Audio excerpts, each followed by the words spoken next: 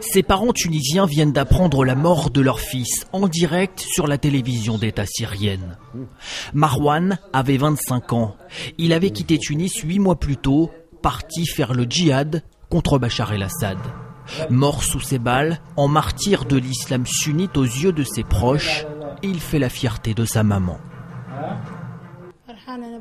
Je suis contente pour mon fils. Je suis fière de mon fils. Toute la famille est heureuse pour moi. Ils sont venus me féliciter. C'est une fierté pour toute la Tunisie. Si j'avais un autre fils, je l'enverrais aussi.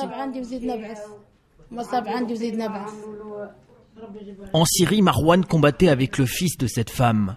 Les deux amis étaient entrés ensemble via la Turquie, grâce au réseau d'un cher djihadiste installé en Libye.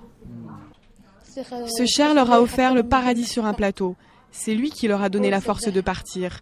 Il leur a promis le paradis pour toute la famille. De Libye, mon fils a pris l'avion pour la Turquie. Et puis, il est passé par la forêt et la montagne pour arriver en Syrie. Partir pour le djihad en Syrie, une démarche parfois soutenue par certains religieux.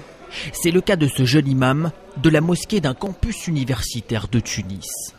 Un ennemi qui te combat avec des armes, des explosifs, un ennemi qui viole les femmes, qui tue même les enfants, cet homme-là doit être combattu par les armes.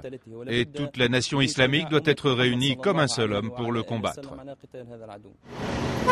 Régulièrement devant le ministère des Affaires étrangères tunisien, des djihadistes manifestent pour la libération de leurs camarades emprisonnés en Irak.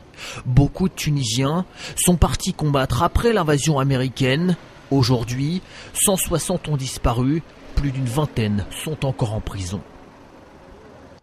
Grâce à Dieu, sans ces moudjahidines, on verrait aujourd'hui les croisés en train de violer nos femmes et de nous agresser.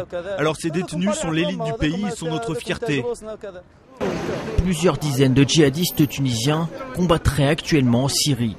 Chaque semaine, des jeunes quittent la Tunisie pour les rejoindre.